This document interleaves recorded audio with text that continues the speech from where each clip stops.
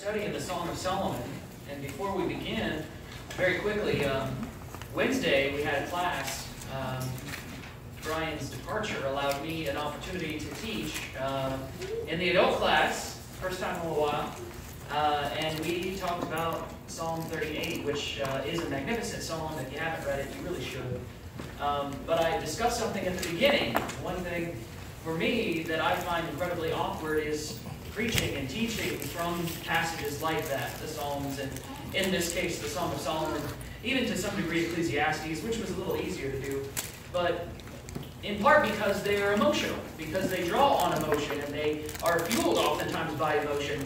And it may have come across incorrectly. I wasn't feeling sick like I was sick. I was so terribly nervous, it was affecting my body. It was I was sweating my hands, and what I have found is that I have a hard time dealing with passages like this. Not that it's difficult to understand or to communicate necessarily, but my body does not react well to these kinds of things because they're not as solid ground in the sense of doctrine and theology and instruction and righteousness from the New Testament, which is a lot easier to deal with. And I'm really glad I came here. I'm really glad that we are where we are in the Song of Solomon, as uncomfortable as it can be sometimes to deal with. It is so, and the further I get into it and the more I study it, the more I understand that it is so incredibly important. It deals not only with the Word of God, it is the Word of God, and He has given it to us to understand it and to learn it and to grow in it, but more precisely, it deals with some really important things. And I hope as we're studying this, you agree, even though, to be fair, we'll deal with some uncomfortable things. In this case, we're talking again, last week we did a fair amount, and this week we will be talking about dating. And in relation to dating, especially in relation to the world that we live in, sex becomes an important topic. It becomes an important topic that needs to be dealt with because, as we talked about last week, when it goes unsaid, when it goes untalked about, that's when it becomes dangerous because you effectively allow the world to moderate the discussion. You allow the world to tell you what it thinks things should be, how things should be done. And what we're going to see here in Song of Solomon, chapter 2, the Song of Psalms, as he describes it in verse 1, the best of the best is the idea he gives there. In verse 8, he communicates, or he records these ideas from the Shulamite, his beloved. He says, "The voice of my beloved, behold, he comes, leaping upon the mountains, skipping upon the hills. My beloved is like a gazelle or a young stag. Behold, he stands behind our wall. He is looking through the windows, gazing through the lattice." He says they're talking about this dream that she has had. And it says there in verse 10, "My beloved spoke and said to me, Rise up, my love, my fair one, and come away, for lo, the winter is past. The rain is over and gone. The flowers appear on the earth. The time of singing has come, and the voice of the turtle dove is heard in our land. The fig tree puts forth her green figs, and the vines with the tender grapes give a good smell. Rise up, my love, my fair one, and come away. O my dove, in the clefts of the rock, in the secret places of the cliff, let me see your face. Let me hear your voice, for your voice is sweet and your face is lovely." She's talking about this memory, effectively. She's remembering a day before her marriage to Solomon when he came to her when she lived with her family. Lived in Lebanon, in the hills, in the mountains of Lebanon, and he comes to her and he says, "Let's go. Let's go on a walk." Such an amazing picture, an image that she gives there in verses 8 and 9.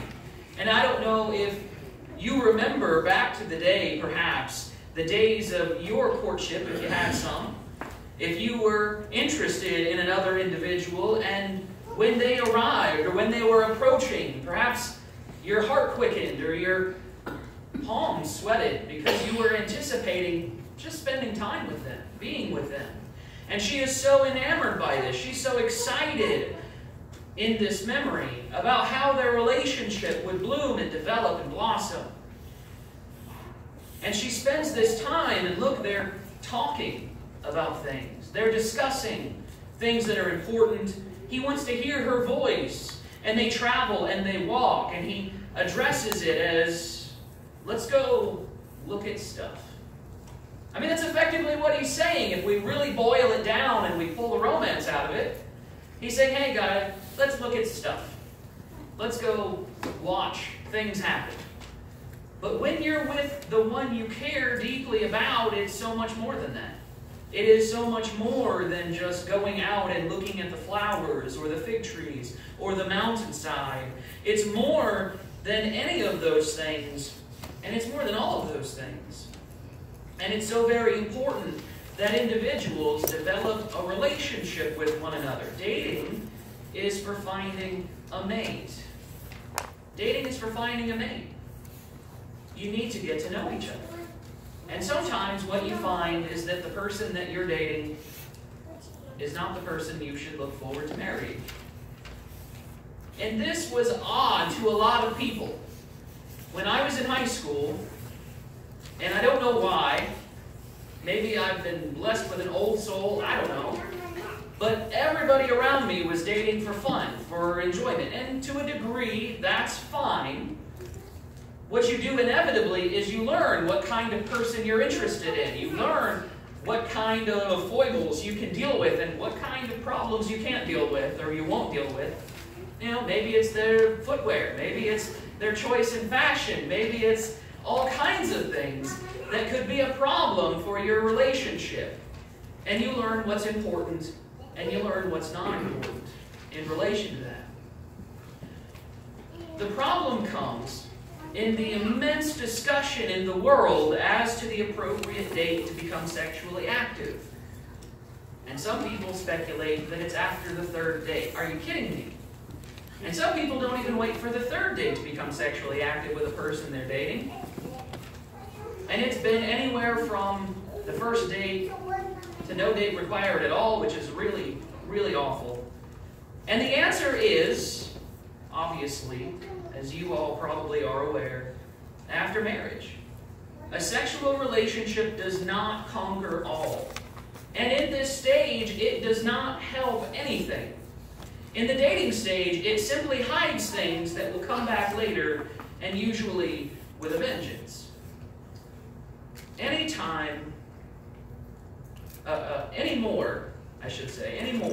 abstinence is the fastest way of eliminating potential dating individuals who you have no interest in dating. They have no interest.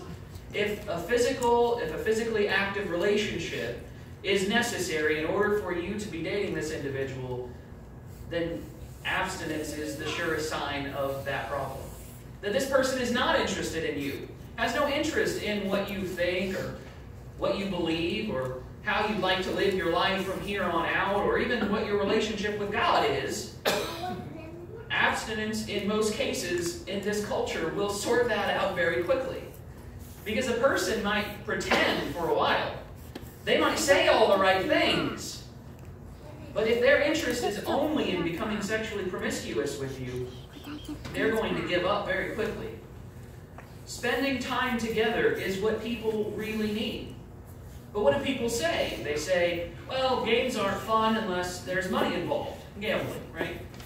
There's all kinds of games that people do not want to play unless there's money involved. And somehow, the desire for filthy lucre or the desire for achieving something or receiving something that you didn't work for or earn has a lot of satisfaction with a lot of people. Parties to a lot of people aren't fun unless there's alcohol. That's ridiculous. If it's not fun without alcohol, it's not really fun with alcohol either. You're just too drunk to know it. But people don't realize that because it's how things are done. It's the status quo. Relationships to some people aren't worth having unless sex is involved. And that is a sad state of affairs here in the United States and a sad state in the world altogether. In Ephesians chapter 5, this is the world we live in. And though we can sometimes closet ourselves away from it in places like this and perhaps being with people who are decent human beings and respectable and respect their own godliness and their own image and created in His glory. But in Ephesians chapter 5, you're talking about, in the first century, you're talking about a group of people who live very much like we do in a world very much like the world we live in. And we look out in the world and we say, wow, this place is awful. I can't imagine any place that's anything like this. Rome. The world in the Roman culture was very similar to this. The Gentile issues that existed, the gods in their temples, in various, encouraging various things.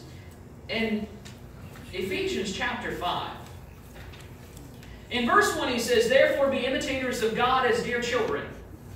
That is, we should push for our image to be like our Father. We should push for our image to look like God in our lives. And he says, and walk in love, as Christ also has loved us and given Himself for us, an offering and a sacrifice to God for a sweet-smelling aroma. But fornication and all uncleanness or covetousness, let it not even be named among you, as is fitting for saints. Neither filthiness, nor foolish talking, nor coarse jesting, which are not fitting, but rather giving of thanks. For this you know, that no fornicator, unclean person, or covetous man who is an idolater has any inheritance in the kingdom of Christ and God. Let no one deceive you with empty words, or because of these things the wrath of God comes upon the sons of disobedience. Therefore, do not be partakers with them. And even though, verse 80 says, for you were once darkness, but now you are light in the Lord, walk as children of light. And yet the world tells us that we should live like them, that our life should be drudgery because we don't enact the same priorities and the same activities that they want to be involved in. And so our life is somehow less fulfilled. It's somehow less than theirs because we won't partake in the same things that we will, or specifically some of the things that they won't partake in. And yet he says, verse 11, and have no fellowship with the unfruitful works of darkness, but rather expose them. For it is shameful even to speak of those things which are done by them in secret, some of them terribly shameful. But all things that are exposed are made manifest by the light, for whatever makes manifest is light. And you don't have to turn too far back into Jesus' words concerning how folks are going to treat the light. You don't have to look too far into His life to realize Jesus represented God to the people in the most perfect way possible. And how did they treat Him because of it? Poorly. They tortured Him, and they beat Him mercilessly, and they took out all their hatred at what God represented to them, and that it wasn't what they wanted. It wasn't how they wanted it to be. They wanted everything to be different in their own way, and yet nothing actually changed in relation to God's will. And then in verse 15, notice he says, see then that you walk circumspectly, not as fools, but as wise, redeeming the time because the days are evil. Look at all of those things that he talks about. It's not just fornication, but it's an unclean living, it's lewd language, it's being consumed with filthy things. And he says, that's the foolish way to walk.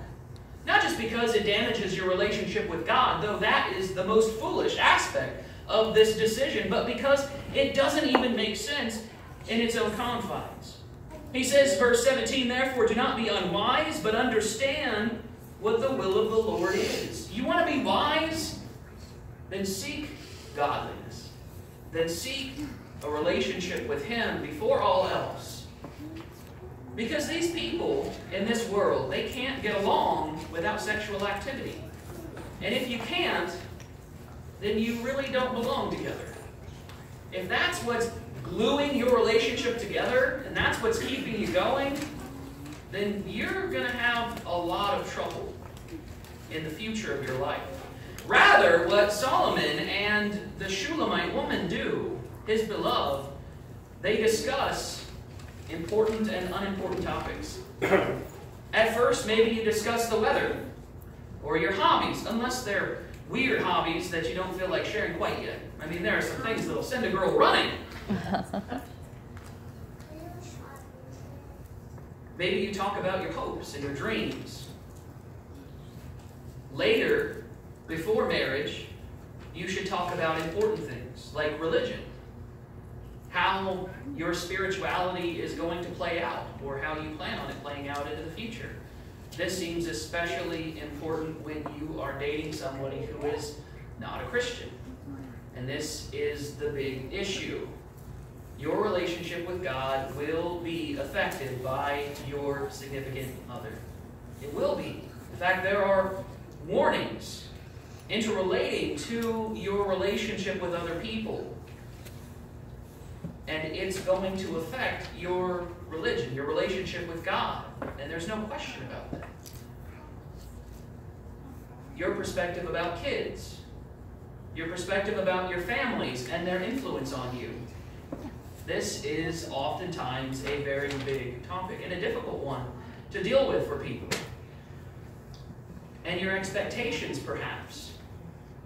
I've heard of people coming together in marriage and never having discussed their position on the role of the wife in particular. That one was a traditionalist and thought the wife should be the homemaker, and the wife thought she should be able to go out and work. And I'm not taking a stance on either, simply that their ideologies, their basic core function of these roles was exceedingly different, and they never talked about it. And then when it came to terms of what the wife was going to do, guess what? It caused problems because it's not things that they had discussed. Now, you can't discuss everything. You can't talk about everything. In fact, that would be outrageously impossible. But you can talk about important things. And you know what people who are sexually active rarely do? Rarely do they talk about important things. Because they're consumed in the moment. They're consumed in the now. And they never move beyond it. Sexual activity gets in the way of communication. It is, in fact, the enemy of communication, especially before marriage. And yet, people use it as a glue to bind others to them. And that's exactly what it does. It is an incredibly dangerous thing to get involved in, not just spiritually, and obviously so as far as sin is concerned, but psychologically and emotionally and socially. It is destructive to a person's life before marriage. In verse 15, she talks about something, well, actually, something is discussed that's really important. Her brothers are introduced, which is seemingly the first time they get to talk. And remember, this is very much like a soap opera, or not a soap opera, an opera, not a soap opera. Very much like an opera or a musical for certain concepts, a play perhaps. And her brothers enter, though we've heard from them about them before. But they say there in verse 15. So he turns, it's almost like her brothers turn to Solomon, and he says, "Catch us the foxes, the little foxes that spoil the vines, for our vines have tender grapes." And he say, okay, well, they really didn't like those foxes, and they really wanted Solomon to go out and take care of it. That's not what we're talking about. Catch the foxes. These little foxes, physically, were a menace to all vineyard owners. And remember from chapter 1 that the Shulamites family owned vineyards, that her brothers put her in the vineyards to take care of them, which is what causes her to have such dark complexion and feel very self-conscious about that dark complexion, and what keeps her from being pampered and prepped like all of the other courtesans or the individuals in the courts and those vying for Solomon's attention. Her brothers would know how these little foxes dig up the ground under and around the vines for their holes, their burrows, and their tunnels. And they would eat the vines, the grapes and the vines, and they would not only dig up the roots, but they would chew on them incessantly, inevitably killing the plant or uprooting the vine altogether. If left unchecked, the vine was absolutely destroyed. And so many of the Israelites around this time, and for many, many generations forward, they effectively lived in or very near their vineyard to make sure these little foxes were taken care of, more precisely, were run off when it was appropriate. The vine that they're talking about is their marriage. This plant that has been blossoming, that's been budding, that's been growing, their relationship is developing. The vine's not technically their marriage, but their relationship. And they say, our vines have tender grapes. That is to say, the fruit of this marriage, it's worth protecting. And the little foxes are those small issues, those seemingly little things that don't seem too bad on the surface. And so you allow them to dwell, and you allow them to continue running through your vineyard. Maybe you think they're cute, or maybe you find them amusing, until your grapevine starts to die. And sometimes, when you haven't taken care of them appropriately, your grapevine dies altogether. You can't let these little issues fester. You can't let them continue. That thing that the other person does that really drives you crazy. And you say, yeah, I think I might be able to live with that for the rest of my life. Spend time with the other person. Spend a lot of time with the other person, because when you're married, usually, there are some exceptions, you're going to spend a lot of time with the other person. And as you get older, theoretically, if you get older, you will spend even more time with the other person. And I have seen people who retired from factory work and had spent countless hours away from the home, and suddenly they are with the other person and they're not sure what to do because they're both in the same house and they are both driving each other crazy. I have specific situations where that's the case. Little things that fester, and some of them are the things we talked about already, religion. Right? If it's not discussed, if you're not dealing with it, especially if you come from different backgrounds, what's that going to do in the future as you allow these relationships to develop and religion becomes an issue, if it becomes an issue, or your relation, talking about kids or your family especially. It seems God considered that when He instituted marriage, when He said, a man shall leave his father and mother and cleave to his wife, and the two shall become one flesh. Family can be an incredibly detrimental part of your existence if you allow it to be. If you let mom or dad on either side dictate your relationship with your spouse, it's going to cause problems. It's going to fester. It's these little foxes that are going to eat up the roots of your vines and destroy everything. And too often we're unwilling to deal with difficulties. Either we ourselves are, or when we try to discuss them with another person, they don't want to talk about it. They don't think that it's important, and that should send up a red flag. If we're unwilling to deal with our differences, that doesn't mean that the differences aren't able to be overcome, or that they necessarily have to be dealt with immediately. But if you show, or your spouse or your potential spouse shows a disregard for important things like this, that should send up a red flag. That should concern you. Because what's going to happen down the road? Successful relationships demand perseverance. They demand patience. They demand understanding. They demand that we be fully invested on both sides.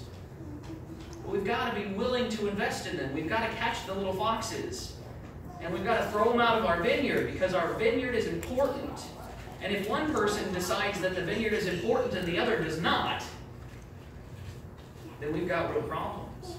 So catch the little foxes. And you could argue this very thing with your relationship with God. Catch the little foxes. They seem small at first, but deal with them appropriately. Deal with them in the way that we should, so that our life moving forward can be better. In chapter 3, in verse 1, he says, by night on my bed I sought the one I love. I sought him, but I did not find him. She has a dream. And in her dream, she is consumed. What do your dreams usually relate around? The things that you're worried about. And her dream is exactly that. Her dream consists of the nagging uncertainty. Will he be available when I want or need him? He's the king. He's got a lot to do, and he already discussed this with me. And the women of the city discussed it with me. The daughters of Jerusalem, we've talked about this, theoretically. And she has effectively a bad dream about that nagging uncertainty. And she says, I sought him, but I did not find him. I will rise now, I said, and go about the city, in the streets and in the squares. I will seek the one I love. I sought him, but I did not find him. The watchmen who go about the city found me. I said, have you seen the one I love? Scarcely had I passed by them when I found the one I love. I held him and would not let go until I had brought him to the house of my mother and into the chamber of her who conceived me. She's sharing her husband with her family. I charge you, notice this, I charge you, O daughters of Jerusalem, by the gazelles or by the does of the field, do not stir up nor awaken love until it pleases. And if you remember last week, we talked about this very thing. It's not appropriate to stir up love, not just romantic feelings, but a sexual relationship with somebody. It's dangerous to, in fact. And she's going beyond the structures of morality, which we could obviously argue, and in fact did last week, we did earlier tonight even, and moves to the emotional damage that can take place between a person who is sexually active with another who does not care about them, who does not share in the commonalities that are important to the individual. But notice chapter 2 and verse 16. She is sure. Though she struggles with uncertainty, she is sure that Solomon is the one that she loves. And in verse 16, she says, my beloved is mine, and I am his. He feeds his flock among the lilies. He takes care of the people that he is responsible for. She reassures herself, even though it's before the fact, but she reassures herself, it seems regularly, that these situations, they won't be as big of a deal. And while we know that things don't go so terribly well for this relationship, unfortunately, considering the number of wives and concubines that Solomon inevitably collects through his incredible appetite for knowledge and wisdom and understanding and purpose in the world, we should recognize that while this relationship was an incredible thing, and it died, or at least it was hobbled and incredibly crippled, not because she was not consumed by it or she was not committed to it, but it seems that he was not. A warning to those who are dating, to those who would consider dating, to those who would move forward looking for love, there in chapter 3 and verse 5, and it is some of the most incredible advice anyone has ever given. Do not awaken love. Don't awaken passion until the time that is appropriate. It will be a world of hurt. It will bring on seeming destruction. It will make everything in your walk to find a suitable mate that much harder. And the job of finding a suitable mate is already really hard. It's already complicated in the world that we live in. It's already difficult with the people that we live around and the situations that we're in, even sometimes dealing with people in the church. This is one reason the Camp Indigan recently, they started a new week. They started a week of college age, and I think that's incredible. And there was a small problem. I went to the board meeting Saturday, and they were discussing how successful it was, and it was great. I think it's an incredible thing. Many of the high schoolers who go to senior week tend to age out of senior week and then feel adrift. And they're not quite ready necessarily to rejoin as counselors, or maybe they already do, but the college age is such an amazing thing, like I consider senior week, college age even more so, because it reaffirms that there are other people who share the common faith, that are committed to the same God, and we all can come together. And many of those individuals, as I talked about before with the senior week, many of them find individuals that they'll begin a relationship with. And I encourage that above all else. Your relationship with God can be heightened or destroyed by your choices sometimes in who you choose as a mate. And your relationship with God needs to be the most important relationship you have. And so they have a college age, and I will push college age as long as they do a good job with it and they're respectful of the situation. I think it's an incredible opportunity for young people to come together and find people who have common interests and a common relationship with God, and to build relationships that way. And if you want to build a relationship with the God of heaven and earth, you can have him as your own. Just as she says, I am my beloved, and he is mine. In Ephesians chapter 5, not to diminish the aspect of the relationship between Solomon and the Shulamite, but the Bible utilizes this idea to talk about the relationship between Christ and his church, a husband and a wife, one who protects and one who submits. That the church needs to submit to Christ, just as Christ has loved the church, has given his own self for it. And if you, this night, are not part of the Lord's body, if you're not part of the body of Christ and you need to be washed and redeemed according to his will, if you need to submit to him in accordance with his will, you can do so tonight, and we can help you. If you need to come back to him because you walked away from your walk with him, you've become distracted by the world and the passing pleasures of this life. There's many things to draw a Christian's heart away from God, and you can even do it while you're sitting in the congregation, and it's so hard sometimes to know. But if your life has been adrift or has been dragged away from the purpose of your life in Christ, we can help you to get back on the right track and rejoin the kingdom of God and his righteousness. And if we can help you through the troubles and the difficulties, whatever they are, whatever we can do for you, I pray that you would let it be known as together we stand and sing.